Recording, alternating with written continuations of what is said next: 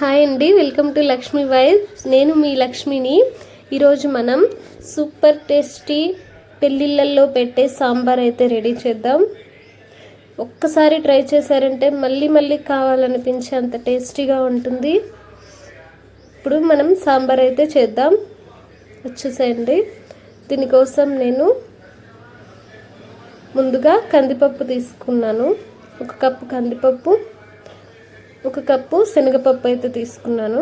రెండింటిని కలిపి ఒక అర్ధ గంట పాటు నానబెట్టుకుందాం.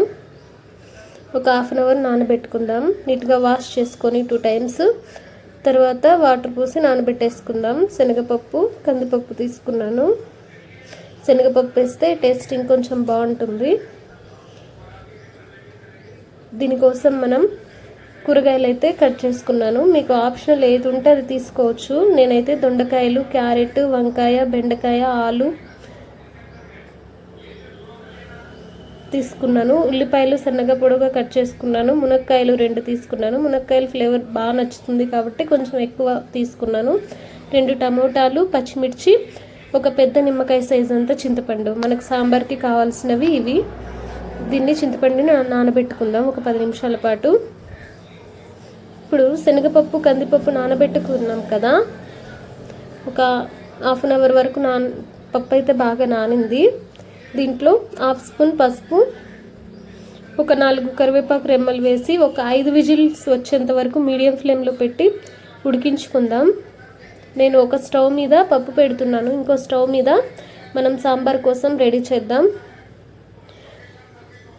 ఒక ప్యాన్ పెట్టుకొని అందులో 2 టేబుల్ స్పూన్స్ ఆయిల్ వేసి ఆవాలు, పచ్చిమిర్చి, సన్నగా తరిగిన ఉల్లిపాయలు వేసాను. ఇవి కూడా కొంచెం ఫ్రై చేద్దాం. ఒక 2 మినిట్స్ అలా కలుపుకొని తర్వాత మనం ముందుగా కట్ చేసుకున్న కూరగాయలు అయితే వేద్దాం.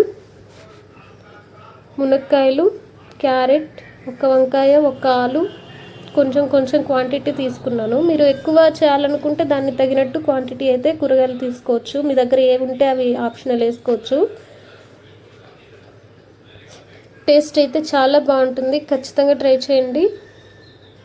ఇలా ఉల్లిపాయలు కొంచెం ఒక 1 మినిట్ అంతే అలా కలిపేసుకొని తర్వాత మనం ఎక్కువ ఫ్రై అవ్వాల్సిన అవసరం లేదు. ఇప్పుడు ఇందులో మునక్కాయల ముక్కలు,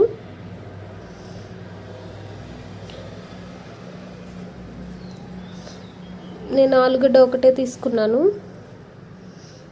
దొండకాయలు పొడవుగా కట్ చేసుకున్నాను. కొంతమంది రౌండ్గా కూడా కట్ చేస్తారు, అలా కూడా కట్ చేసుకోవచ్చు.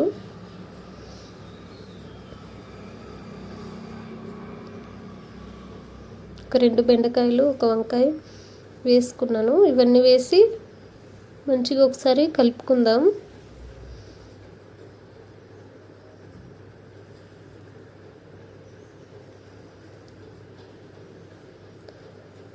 ఒక 2 మినిట్స్ తర్వాత 1 స్పూన్ సాల్ట్ అయితే వేస్తున్నాను. సాల్ట్ వేస్తే ఇంకొంచెం మంచిగా ఉడుకుతాయి అన్నమాట.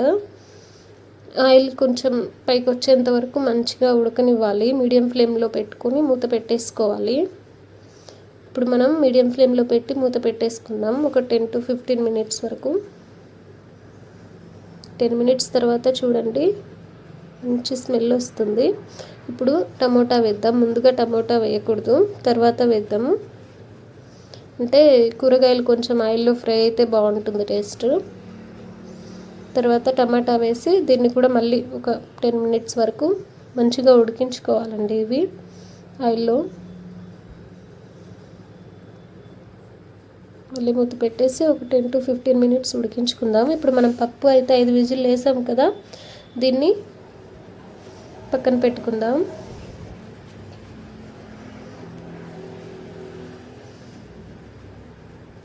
చాలా ఈజీగా రెడీ అయిపోతుంది. కొంచెం టమోటా కూడా ఉడికింది కదా, ఇలా మధ్య మధ్యలో కొంచెం కలుపుతూ ఉండండి.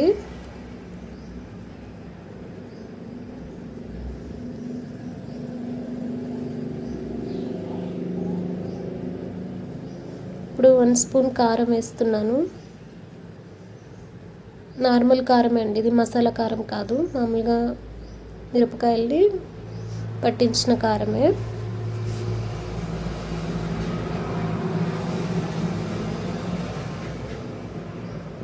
ఇందులో మనం ముందుగా చింతపండు అయితే నానబెట్టుకున్నాం కదా, పెద్ద నిమ్మకాయ సైజ్ అంతా. దీన్ని నేను పెద్ద దాంట్లోకి తీసుకుంటున్నాను సాంబార్ రెడీ చేసుకోవటానికి. ఇందులో కొంచెం మంచిగా ఫ్రై అవుతుందని చెప్పి ఇందులో ఫ్రై చేశాను. పెద్ద బౌల్ అయితే తీసుకుందాం. ఇందులో మనం సాంబార్ ప్రిపేర్ చేసుకుందాం. దీనికి నీట్గా ఉడికించుకున్న కూరగాయలు అయితే వేసుకున్నాం కదా,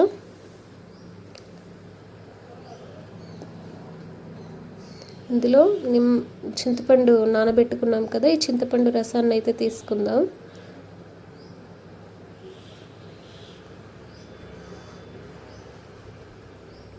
ఒకసారి మళ్ళీ కలుపుకుందాం. టేస్ట్ అయితే చాలా బాగుంది, ఖచ్చితంగా ట్రై చేయండి. డౌట్స్ ఉంటే కామెంట్ బాక్స్లో అడగండి. ఇప్పుడు ఇందులో వాటర్ యాడ్ చేసుకుందాం.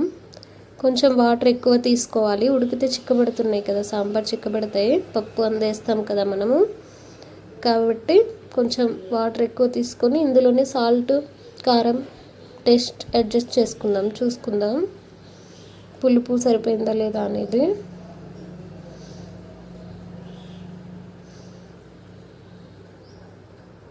ఇలా ఒక 5 నిమిషాలు ఉంచిన తర్వాత ఈ పప్పునైతే మనం ముందు చూపించాను కదా, నేను 5 విజిల్తో ఉడికించుకున్నాను. దీన్ని ఒకసారి స్మాష్ చేసుకుందాం. మెత్తగా రుబ్బుకున్న తర్వాత ఈ పప్పుని ఆ సాంబార్లో కలిపేద్దాం.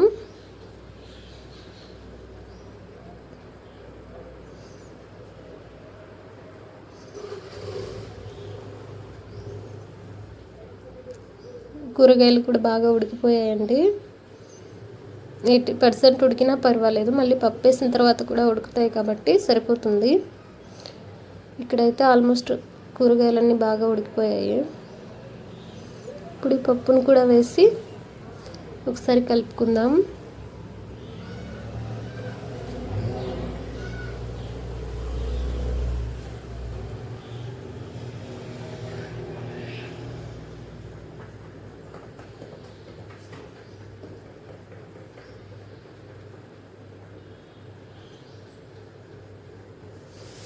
ఇప్పుడు 10 to 15 మినిట్స్ వరకు నేను మీడియం ఫ్లేమ్లో ఉంచేసాను.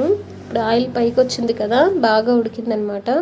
ఇందులో నేను ఇంట్లో ప్రిపేర్ చేసిన 2 స్పూన్స్ సాంబార్ పౌడర్ని అయితే యాడ్ చేస్తున్నాను. నేను ఇంట్లోనే రెడీ చేశానండి. సాంబార్ పౌడర్ వేసాను కదా, ఇప్పుడు ఫైనల్గా మనం కొంచెం పోపు వేద్దాం. స్పెషల్ పోపు వేస్తే ఇంకా బాగుంటుంది టేస్ట్. కొంచెం ఆయిల్ వేసి ఆవాలు, కరివేపాకు, వెల్లుల్లి, ఒట్టిమిరపకాయలు, ఎండుమిరపకాయలు, 4-5 మెంతులు, ఎక్కువ వేయలేదు, కొంచెం మెంతులు వేసుకుందాం. ఇంగువ ఉంటే అక్కడ ఇంగువ యాడ్ చేయండి మీరు. తర్వాత సాంబార్లో కొంచెం సన్నగా కట్ చేసుకున్న కొత్తిమీర చల్లుతున్నాను.